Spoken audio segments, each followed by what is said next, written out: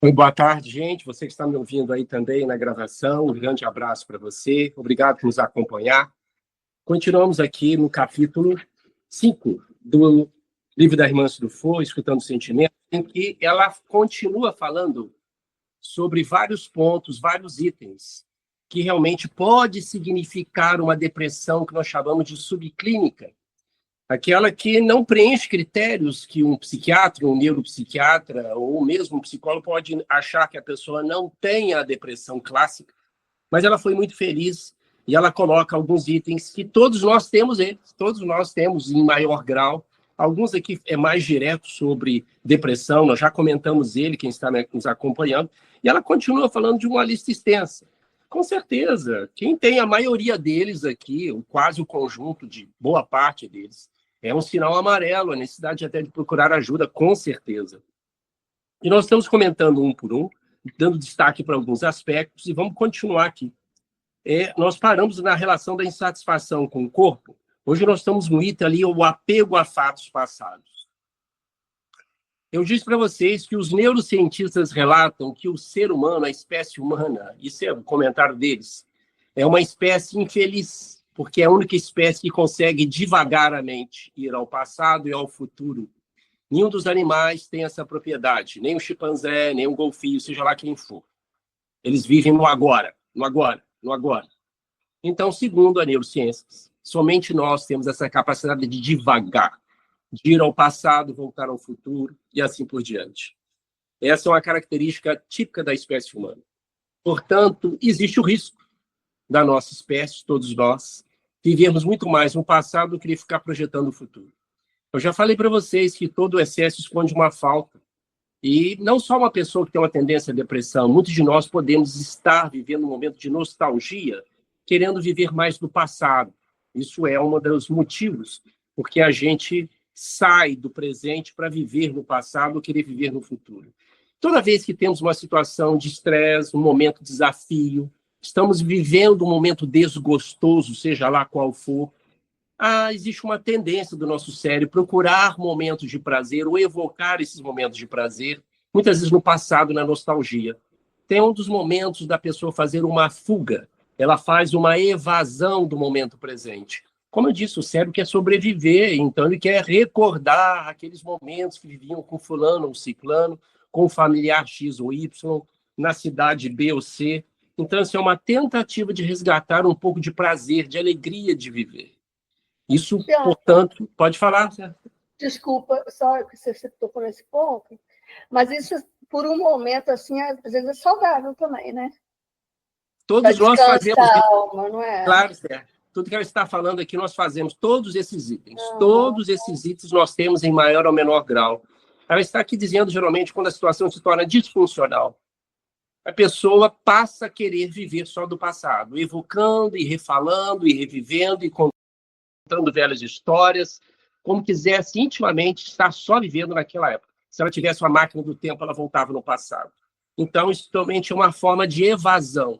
Quando a pessoa começa a fugir do presente, ela perde a oportunidade de crescimento psíquico, ela perde a capacidade de resolver ou solucionar problemas ou encontrar soluções para o problema, ela perde a oportunidade de refletir o que ela está passando, então passa a ser uma fuga. Então, essa é uma das características, justamente, a pessoa ter apego a fatos passados. Quando ela está desgostosa por algum motivo no presente, ela passa a viver o passado. É uma evasão. É uma forma de se esquivar, de enfrentar situações. A outra causa, justamente, é a pessoa que vive na mágoa, que quer sempre evocar o passado, está cristalizado a mágoa, situação até pior, em que ela sempre quer reviver aquele momento, ou um momento de culpa, em que ela tem realmente se apegar ao passado, em que ela quer consertar aquele passado. A culpa pode justamente travar uma pessoa, no sentido psíquico, de ação física. Essa pessoa pode se sentir justamente não merecedora, necessitando de apoio psicoterápico e, às vezes, medicamentoso. Então, o que faz uma pessoa ficar apegada ao passado, como ela está comentando, é principalmente esses três aspectos. A mágoa também e a culpa pode fazer a pessoa querer ficar ruminando esse passado, ou querer ficar vivendo do futuro. De fato, gente, existe até cursos hoje para a pessoa viver no agora. Existem, por exemplo, experts, especialistas, coaching, até psicólogos, que fazem exercícios para a pessoa focar no agora. É muito saudável, sim, porque, como diz o budismo, nossa mente é um macaco louco, está sempre pulando para o futuro e o passado. A gente está aqui, já está pensando o que nós vamos fazer hoje à noite, nós vamos na casa de quem, nós vamos jantar onde. Então, nunca foca no presente. O budismo e o espiritismo, eles estão muito em acordo com isso. As neurociências também falam sobre isso, a importância do foco, do momento, trazer o nosso foco para o presente. Mas, veja bem, eu quero fazer um ponto do ponto de vista neurocientífico. Nós não conseguimos, por muito tempo, ficar focado no agora. Felizmente ou infelizmente, a nossa mente, o nosso cérebro, ele foi feito para divagar, porque ele é realmente um cérebro feito para viver na savana, lá na pré-história, em que saía olhando para os lados, ou ficava pensando que se teria comida amanhã, ou se teria um avalanche, ou se teria um ataque de outra tribo amanhã, ou se o que aconteceu no passado, aquele frio, aquele inverno, que se repetiria. Estou dando apenas exemplos que o nosso cérebro foi feito para divagar, para planejar, programar. Lembrando que lembrar do passado, gente, ele reforça a nossa identidade. O nosso passado faz a nossa identidade, reforça quem nós somos. As lembranças, desde quem fomos, pode ser positiva ou negativa, tá? Desde traumas até aspectos positivos. Então, ele reforça toda essa característica nossa.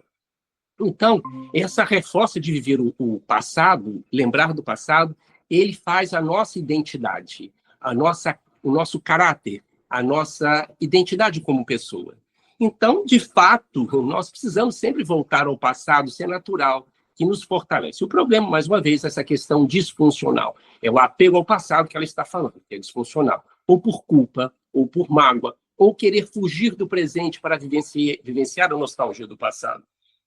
Porque, veja bem, gente, a gente está sempre querendo, muitas vezes, quando nós estamos um problema no momento, com distração. A nostalgia de lembrar do passado, querer viver o futuro, um futuro melhor, é uma forma de distrair o nosso cérebro, é uma forma de anestesiar a nossa dor. É por isso que todos nós procuramos distrações, que são importantes, nós já comentamos isso, da importância disso para o cérebro. O importante, mais uma vez, é o extremo, é a disfunção, é o exagero, é a perda do equilíbrio, a perda da harmonia. É quando nós queremos distrair o tempo todo, o tempo todo. Isso é uma busca frenética, principalmente na nossa sociedade moderna, através, principalmente, desse aparelho, em que as pessoas tentam anestesiar, quer sempre ver filmes, quer sempre vendo jogos, se distraindo nas redes sociais. E não digo minutos, não. Tem gente que passa horas, vocês sabem disso. Tem gente que passa 12 horas, 13 horas, por incrível que pareça, nas redes sociais. Então, é uma sociedade que começa a ficar anestesiada, porque a distração produz isso, para não fazer o que é importante, muitas vezes, para nós crescermos, que é fazer justamente uma ressignificação, reflexão da nossa vida, do problema, do desafio, de melhorias. Então, essa necessidade que temos, muitas vezes, de distração, quando vai além da conta, passa a anestesiar o nosso cérebro. E aí, realmente, o nosso cérebro vai cada vez mais perder uma coisa muito importante, principalmente na área emocional e comportamental, que é a neuroplasticidade. A capacidade de encontrar novos caminhos, novas rotas, novas alternativas. O excesso de distração é um sinal amarelo. Então, a pessoa que entra nesse quadro, querer sempre se distrair, seja lembrando do passado ou querendo idealizar o futuro, é realmente um aspecto negativo, no sentido de tem que acender uma luz amarela, que ela perde a capacidade de reflexão. A nossa sociedade quer estar anestesiada. Eu lembro de um professor meu de neurociência falando, ou por remédio, ou por distrações. Aqui, distração vale tudo. 24 horas. Se você vê a nossa sociedade, existe o mundo dos negócios, né? Da distração, do entretenimento. Digo, é justo, é importante. O problema é realmente que a gente vive nesse mundo extremamente de distração. E que as pessoas querem ter dopamina lá em cima 24 horas, né? O cérebro não foi feito para sentir dopamina 24 horas. A dopamina esgota, não no sentido de que ela vai esgotar no cérebro, como água seca no fundo de um poço. Não é isso. O próprio cérebro ele começa a produzir menos receptores para a dopamina não agir tanto. É por isso que o drogado ele tem que usar cada vez uma quantidade maior da sua droga, uma coisa chamada de tolerância, Eu já disse aqui para você, existe tolerância em todas as áreas da nossa vida, né? Que nós chamamos de adaptação hedonista. A segunda vez nunca será tão prazerosa quanto a primeira. Os neurocientistas falam sobre isso. A primeira vez de um momento prazeroso, nunca conseguiremos repeti-lo, porque o cérebro irá fazer uma coisa chamada adaptação hedonista. Então, nós estamos falando aqui de apego ao passado nesse sentido. Bom, alguém vai fazer uma colocação? Pode falar, Renato? Porque quando a pessoa, nós estamos falando de apego ao passado, não é simples uma lembrança. O apego ao passado é uma forma de fugir do presente. E a gente está querendo sempre fugir do presente nesse sentido, né? Vivendo o passado ou querendo se projetar no futuro. Pode ter outras causas para isso, viu, Renato? Mas é uma questão de sempre te evadir do agora. Qualquer coisa faça você ter evasão. Permanente é verdade. Quando é persistente, recorrente, é verdade. O ansioso vive no futuro, o depressivo vive no passado. Então, isso que ela está falando, apego ao passado. Bem colocado, Renato. Obrigado pela sua colocação. Sintetiza muito bem o que ela está dizendo. É porque existem condições, existem técnicas para nos ajudar a manter no presente. Uma delas eu já citei, existe uma coisa chamada mindfulness, que é a capacidade da pessoa ela treinar o foco do presente. Os psicólogos eles fazem muito isso. A gente, quando fala de meditação, as pessoas acham que fazer meditação, a pessoa está de olho fechado, na posição de lótus, pernas cruzadas, ficar meia hora meditando.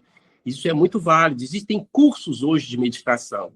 Do ponto de vista neurocientífico da ciência, a meditação traz benefícios gigantes. Eu não vou nem ficar gastando aqui, vocês podem até pesquisar, até no Google traz isso.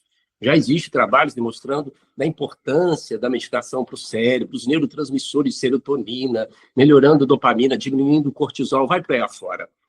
Mas existe uma meditação simples, que é chamada Mindfulness, que já expliquei, que é a capacidade, é um treinamento simples de trazer nosso foco para o presente, que é feito com os olhos abertos, até caminhando. Então, o que é o Mindfulness? O Mindfulness é a capacidade de você, por alguns minutos, focar em alguma coisa. Você ficar olhando para aquilo, os detalhes daquilo, 2, 3, 4, 5 minutos. Não existe um tempo certo para isso. E é uma forma de ficar, que você fique no foco naquele momento. Uma coisa simples, do jeito que você está sentado me escutando aí agora, você ficar prestando atenção na sua respiração. Cada movimento que ela faz, inspirar, respirar, ou prestar atenção na sua coxa, na sua perna, nos seus pés, 2, 3 minutos. Parece uma coisa idiota, mas não é. É um exercício do foco. Se quiser, uma coisa melhor ainda, prestar atenção numa planta ou na natureza.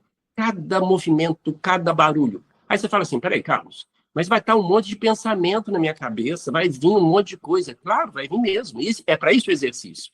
Quando isso acontecer, você não julgue. Apenas volte gentilmente prestar atenção no que você estava fazendo, quantas vezes for necessário. E vai fazer aquilo ao longo da semana, 3, 4 vezes, o que você quiser. É uma forma de meditação muito flexível, que às vezes faz andando, caminhando. Lógico, num passeio, uma caminhada segura, lugar que não tenha justamente perigo de carros, cruzamentos, etc. Você andando, prestando atenção no ambiente, sem julgamento. Prestando atenção no barulho da risada de uma criança, no vento batendo no seu rosto. É o Mindfulness caminhando, em que você foca no ambiente, sem julgamento. Os pensamentos foram longe? Volte gentilmente a prestar atenção.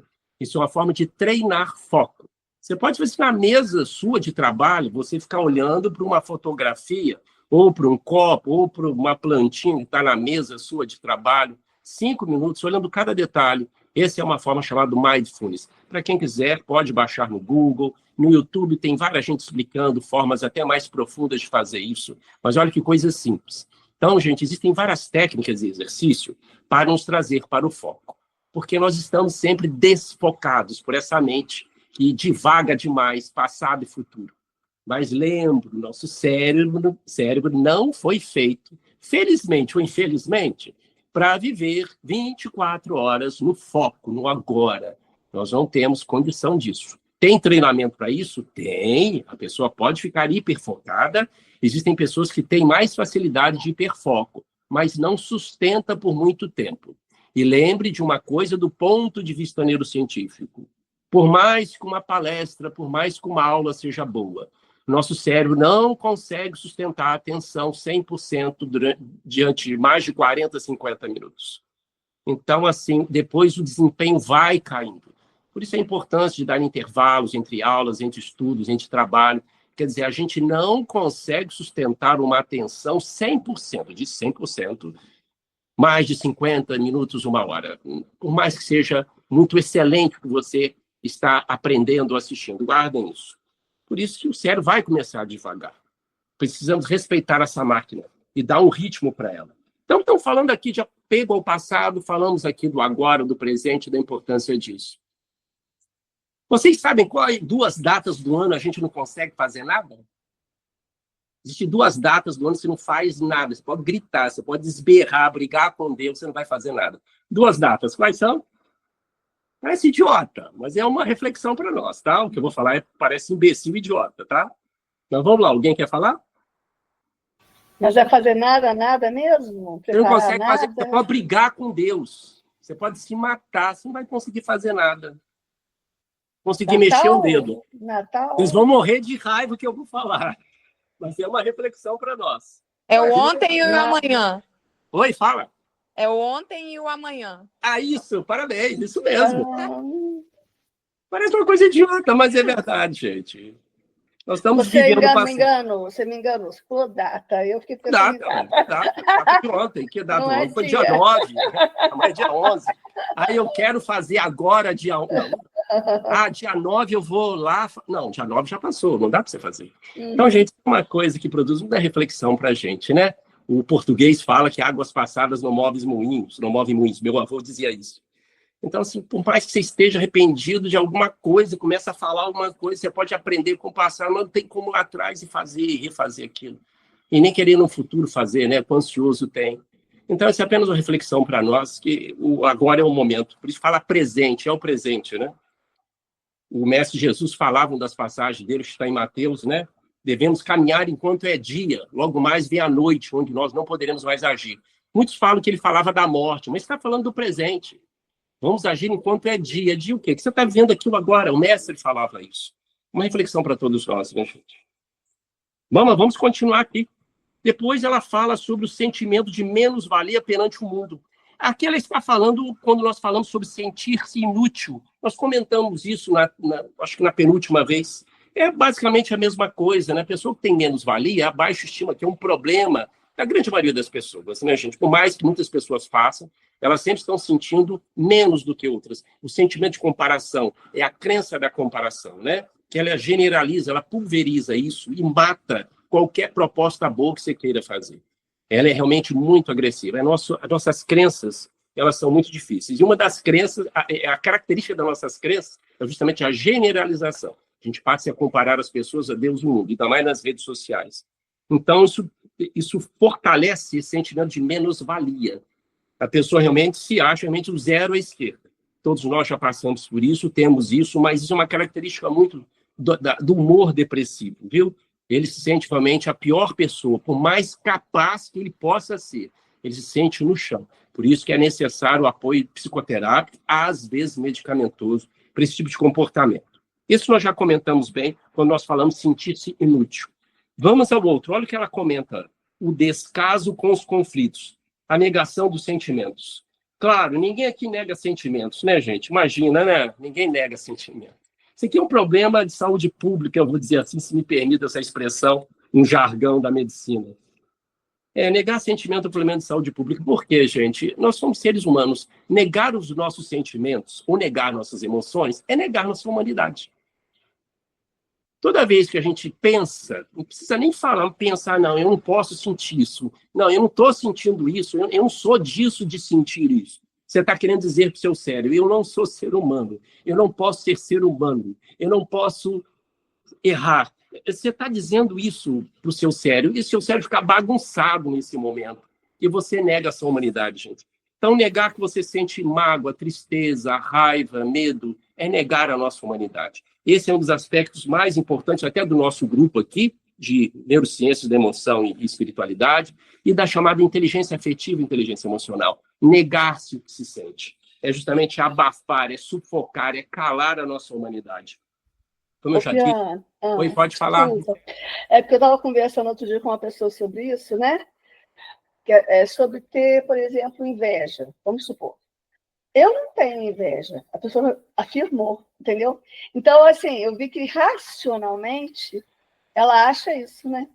Eu não tenho, mas ela não se conhece o suficiente. Porque uma pontinha, alguma, eu falando assim, que a gente tem sempre uma pontinha, todo mundo. Você sempre falou até os dias aqui, né? Comentei que a gente estava estudando isso até. Obrigado, Esther. É isso que eu vou colocar, muito interessante. A nossa cultura e a nossa educação foi feita, os nossos pais, nossos cuidadores, eles lidavam com sentimentos e emoções desse jeito, que deviam ser sufocadas, não poderiam ser expressadas. Era um sinal de fraqueza, de vulnerabilidade, principalmente as mulheres, né? Uma coisa horrorosa. Então a pessoa tinha que chamar de engolir aquilo. Então essa tratativa, essa relação com as emoções sempre foi muito, mas muito colocado justamente à margem da nossa condição. Até no meio médico, viu? Durante muitos anos, sempre foi mal visto pelos profissionais da área de saúde a questão das emoções e sentimentos, em que os próprios profissionais e outros passam a negar os sentimentos de uma forma como se fosse alguma coisa muito subjetiva.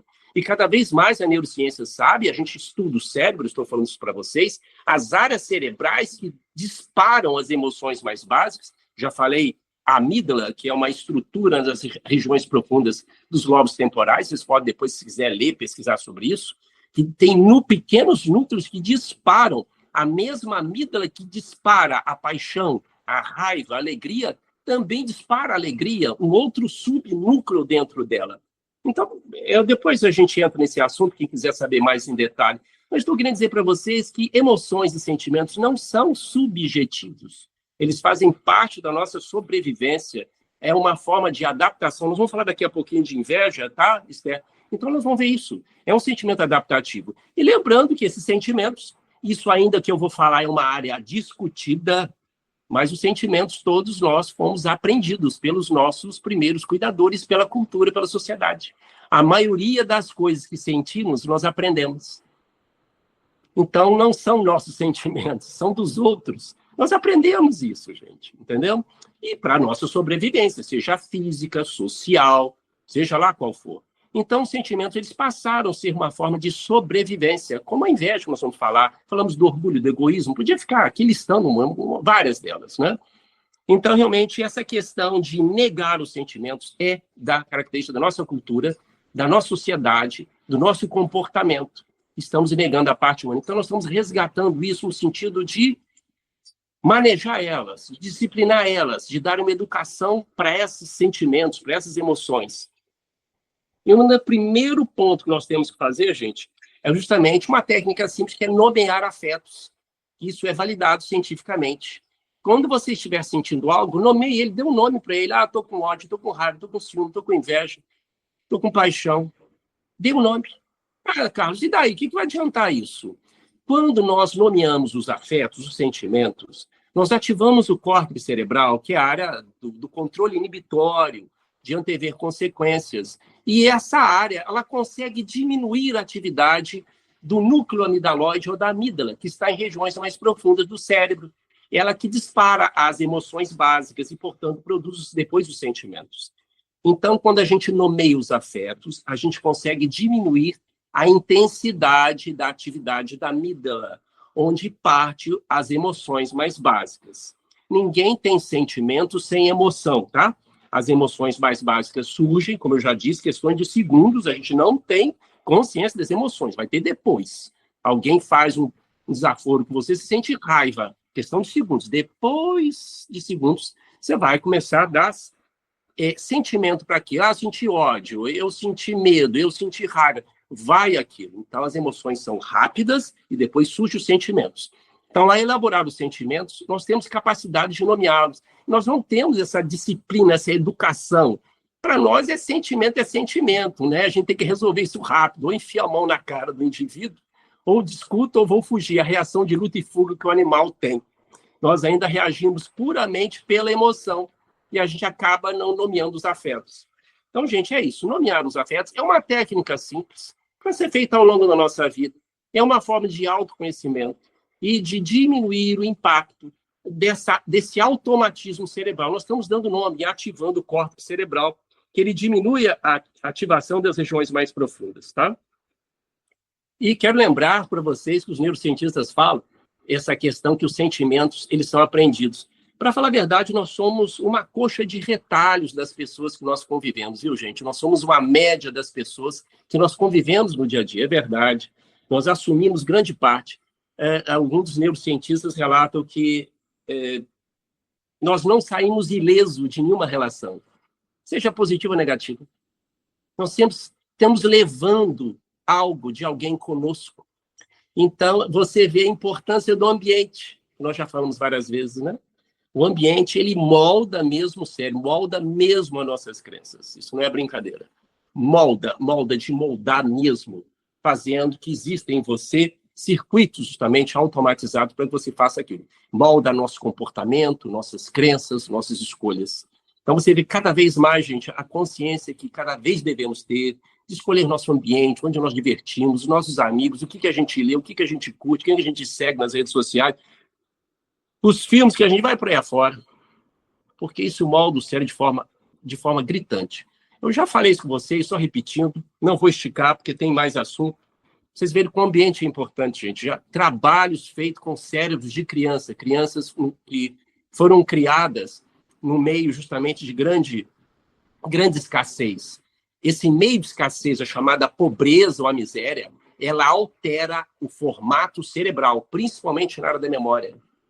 Então, crianças que estão no meio de pobreza, que estão justamente no meio de grande escassez, altera o formato do cérebro delas, principalmente na área relativa ao chamado hipocampo, que é a área da memória. Assim, o hipocampo é uma área que é atrofiada, uma das primeiras áreas atrofiadas é na doença de Alzheimer. Então, você vê uma criança com 6, 7 anos, no meio de escassez, o que acontece com ela. E depois ela sai desse meio e vai fazer um concurso com uma outra criança que viveu muito bem. Olha só, como é que as duas vão fazer a mesma prova? Eles estudaram, mas, poxa, como é que ela vai ter a mesma capacidade da outra? Só um raciocínio para vocês, gente, que a meritocracia, para muitos neurocientistas, é uma balela. Estou deixando isso aqui em aberto, mas para neurociências, a meritocracia é uma balela, viu? Então, a gente tem que ver o contexto que duas pessoas estão disputando, por exemplo, a mesma prova, o mesmo concurso, seja lá o que for. É só para a gente refletir a importância do meio, tá? Nós somos fruto da genética do meio. Pietro, desculpa te interromper de novo. Fala. Mas a gente também tem as características das outras vidas, né? E você vê, tem criança que já é mais invejosa que a outra, mais ciumenta que a outra. Não? Sim, Esther. Vamos lá. O meio talvez reforce isso que já veio de outra vida. Obrigado, Esther. É aquilo que te falei. A genética, ela não determina, tá? Nós temos uma coisa chamada epigenética, que é o meio, o estímulo que você recebe. O gene está lá. O ambiente ele pode detonar ou desligar aquilo, viu? Isso ocorre nas doenças e no comportamento. Eu falei sobre comportamento de bando, de tribo, outra vez aqui, né? Dependendo da cultura que você está, aquele comportamento pode significar nada para você. Em outros comportamentos de cultura, aquilo pode acender em você um comportamento de bando, de tribo, ao ponto de você ter um comportamento segregacionista muito intenso, seja racial, religioso, político, ao ponto de você querer destruir aquela pessoa. Lembra que eu falei, né? Comportamento de nós e eles. É só um exemplo, tá, Esther? Como o ambiente, mais uma vez, a epigenética fala sobre isso. E, sem querer fugir da sua pergunta, falando novamente do ponto de vista reencarnatório, o espírito André Luiz e Filomena de Miranda relata que todos nós somos repetidores de comportamento. Há uma tendência muito grande de nós repetirmos o comportamento de outras vidas. É por isso que a gente reencarna com um novo cérebro ou uma tendência com novos genes, para que possa despertar em nós algumas qualidades, virtudes, caminhos novos, né? Claro, o espírito também, ele acaba, vamos dizer assim, plasmando ou chamando para ele genes que acabam sendo não a causa, mas a consequência do seu comportamento de outras vidas, né? Esse meio complexo, nós temos mais perguntas, obviamente, temos muito mais dúvidas, perguntas, mas bem colocado, tá, Esther? Nós temos, portanto, aí 3 aspectos. A gente tem o ambiente, o gene e a bagagem espiritual nossa. São 3 aspectos aí que vai constituir a nossa vida, o nosso comportamento, o nosso comando. Mas eu repito que nenhuma delas realmente vai ser determinante para nós, né? A não ser que seja uma situação muito, mas muito disfuncional, viu, gente? Situações, pessoas com uma disfunção cerebral muito grave, pacientes que têm justamente uma psicose muito grave, uma psicopatia, uma sociopatia, vai para aí afora, tá? Mas vamos continuar aqui. Aí, a inveja. Olha aí, você falou, Esther. A inveja. E o nosso tempo aí, Renato? Eu estou boiando aqui. Vamos terminar aqui na inveja, então. Vamos terminar. A inveja do sucesso alheio. Ninguém aqui sente inveja, né, gente? Que beleza, né? Ninguém sente.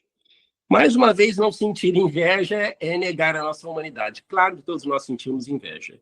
Gente, não existe nada de inveja do bem, uma frase esquisita chamada inveja branca. Isso não existe. Isso é uma forma de romantizar nossos sentimentos. Inveja é inveja, velho.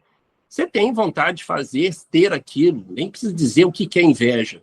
Todos nós sentimos, vamos sentir, em maior ou menor grau. Algumas pessoas ficam bem resolvidas, mas é natural, principalmente no ambiente que nós estamos, de grande comparação, em que cada vez mais nós somos bombardeados para obter justamente coisas materiais, títulos, posses, viagens, assim por diante, ainda mais nas redes sociais.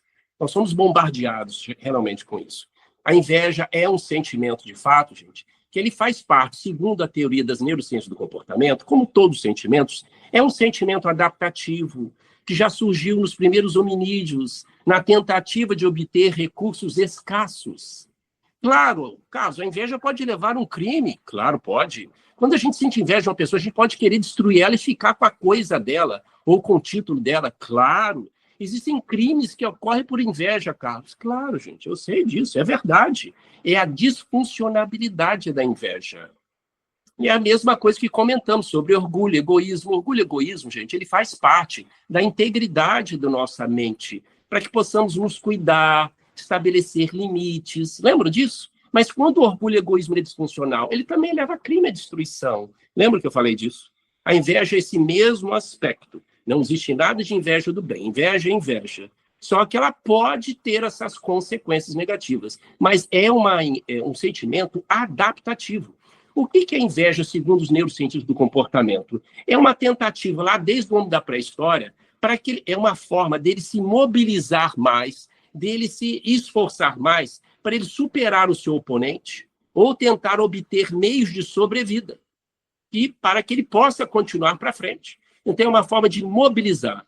É como diz o próprio Vanderlei de Oliveira, que ele é psicólogo holístico, ele fala que a inveja é uma forma de dizer para você que você também pode. Isso é muito relativo, tá, gente? Mas é uma forma de dizer você também pode. Eu lembro que o Vanderlei de Oliveira, ele é o médium aqui deste livro, né, que recebe o Spiderman se tu for, ele que é psicólogo holístico, ele fala que certa vez uma paciente dele estava atormentada, completamente sofrimento, angustiada, porque ela estava sentindo inveja da melhor amiga. Então, ela foi pedir ajuda ao Vanderlei de Oliveira. O Vanderlei de Oliveira quis colocar para ela a naturalidade desse sentimento, né? Que era natural que ela sentisse isso e teria como forma de sublimar isso, no sentido, ou justamente ressignificar isso, demonstrando que ela também poderia ser ou ter o que a amiga tinha, desde que ela trabalhasse e empenhasse para isso. Esse é o aspecto positivo, é o aspecto saudável da inveja. A capacidade de mobilizar para se autossuperar, para atingir isso. Eu me lembro de um colega nosso, isso tem 20 anos que eu vou falar, gente, não quer dizer que seja verdade, mas só para dar exemplo, como o ambiente ele interfere isso em nós. Como nós devemos utilizar a inveja no sentido positivo, funcional. Que a gente sempre coloca todos os sentimentos demonizados, ruins, coisa que não deve ser demonstrada, não deve ser vivenciada. Então, vejam só como a nossa cultura, e nós fomos criados para olhar os sentimentos, principalmente as emoções, como algo negativo, algo justamente vulnerável, algo que não deve ser demonstrado. Você não sente isso. E a inveja que todos nós temos, em determinadas épocas da nossa vida podemos ter mais ou menos, outras pessoas ficam muito bem resolvidas por um tempo, mas é natural sentir inveja uma vez ou outra. Então, essa situação do ambiente e como nós utilizamos a inveja vai depender muito de cada um de nós, mas a inveja tem esse aspecto positivo. Eu lembro um amigo, isso tem 20 anos que eu vou falar para vocês, gente. Ele morava num país que ele chegou para mim e falou assim, ô Carlos, eu moro num país, ele veio aqui no Brasil, eu moro num país que você compra um Rolex, um relógio de marca muito bom, as pessoas ficam com inveja, mas elas vão trabalhar para ter aquele relógio. Aqui no Brasil, comentário dele, gente, eu estou falando que isso é verdade. Aqui no Brasil, ele falou, a pessoa olha para o seu relógio, sente inveja e quer te destruir. E ela não vai trabalhar para ter aquele relógio. Eu estou dando apenas um exemplo do que ele está querendo dizer. É um contexto que muitas vezes a gente vê isso. A pessoa quer destruir a outra, ou tirar da outra. E é verdade. O cérebro, já foi feito pesquisas, que o cérebro sente prazer quando ele vê a pessoa que você inveja se dando mal. A pessoa que você inveja, quando você vê que ela está se dando mal, ativa áreas do prazer no cérebro. É uma forma justamente de disputa. É uma forma justamente de você ter o que ela tem. É o que eu quero dizer, gente. Os sentimentos, eles são adaptativos. É uma forma de fazer com que a gente possa ter os recursos escassos do outro, entre aspas. A gente não tem mais aquela savana de milhares de anos atrás. Por isso que a gente precisa aplicar os sentimentos com inteligência emocional para o nosso crescimento. Então, a inveja não deixa de ser um sentimento de mobilizar, dizer que você pode. E não confunda inveja, e não vamos tentar colocar panos quentes aqui em cima da inveja. Inveja é diferente de admiração, tá? Admiração produz um sentimento agradável, inveja produz desconforto. Então, são coisas diferentes. Eu admiro uma pessoa e sentir inveja dela. São coisas muito diferentes. A admiração ativa áreas do cérebro, outras áreas que dão prazer na hora. A inveja, ela estimula a região do cérebro que é chamada da dor social. A mesma área que você sente, que o cérebro interpreta como dor, é também a área da inveja. O cérebro entende inveja como sendo uma dor social. Mas que nós podemos ter esse aspecto positivo em relação a ela.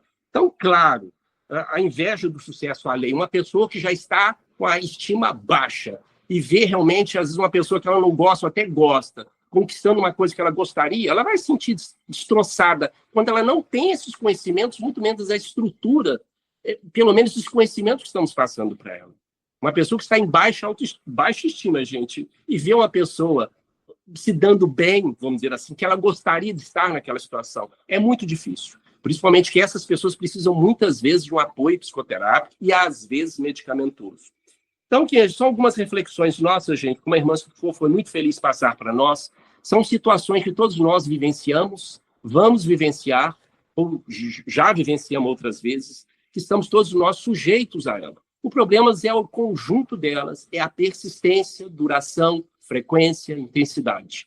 É necessário aí a ajuda, mesmo de um profissional, como eu disse, um psicoterapeuta ou um médico da sua confiança.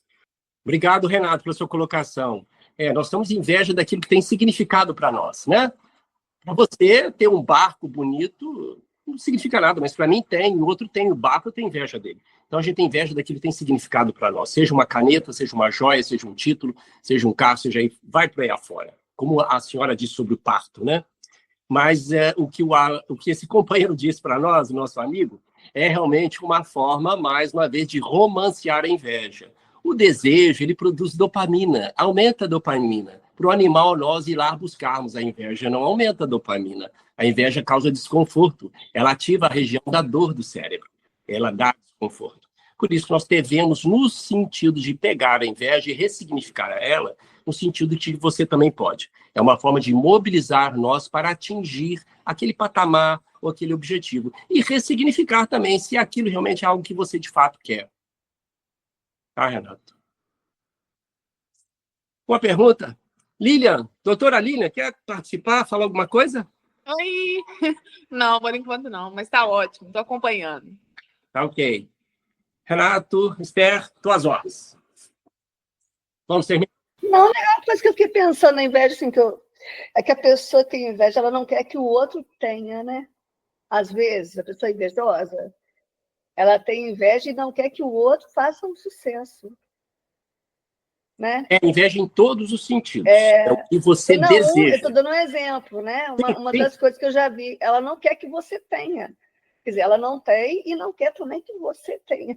Justamente. Essa é a É terrível. Nós podemos romantizar isso. Oi. Mas o que eu disse é exatamente quando tem significado, às vezes, para a pessoa. Aí ela não quer, ela não tem, e ela não quer que você também tenha. O egoísmo é enorme, né? Acho que entra até na área do egoísmo, isso. Não sei. Porque, besteira. Só para terminar, uma forma de a inveja, ela tem esse lado obscuro e negativo, que uma forma de reduzir a inveja, de reduzir o impacto e diminuir o sofrimento da inveja, é você destruir o seu oponente. É isso que o cérebro tem que fazer, é o lado obscuro dela. Nós não somos animais, nós temos um córtex pré-frontal, inteligência social para isso. Tem um lado obscuro, tá? Por isso que a gente tenta destruir. Destruir não é só de sentido de destruir fisicamente, não, né, gente? Você sabe disso. Isso ocorre na família, no ambiente corporativo, profissional. A gente quer apagar a pessoa, cancelar a pessoa, como a gente diz, né? Que projeta na pessoa aquela coisa que ela tem inveja, né? Exatamente. A pessoa não sabe separar as coisas. Seria isso, né? Aí quer destruir o outro. É porque a gente está muito no inconsciente, tudo no automático, né, Esther? A gente está vivendo ainda muito das emoções, não sabe o que sente, e vai no automático. E acaba fazendo uma série de coisas negativas, né? Vamos orar então, meus amigos. Os amigos espirituais já estão aqui conosco, em torno de nós. São nossos familiares desta e de outras vidas, que estão fora do corpo, e vêm dizer para nós: eu continuo vivo. A morte não existe. Eu estou aqui com você. Eu estou aqui do seu lado. Eu sei o que você sente, eu sei o que você pensa. São nossas mãezinhas, paizinhos, avós, irmãos, amigos desta e de outras vidas que se encontram fora do corpo. Eles sabem o que estamos passando, os nossos desafios. Eles não são indiferentes. Os céus não são indiferentes a nós. Nós vamos pedir ao Mestre Jesus e aos nossos mentores que façam a limpeza do nosso ambiente, faça a asepsia do ambiente que nós estamos agora, que derrame sobre nós os fluidos balsamizantes e medicamentosos, sobre nossas águas, nossos alimentos, e que nos fortaleça para a semana que irá iniciar. Que o Mestre Jesus e os nossos amigos que estão aqui espirituais nos acompanhem em direção aos nossos afazeres. Muito obrigado, Senhor. Que assim seja, assim seja.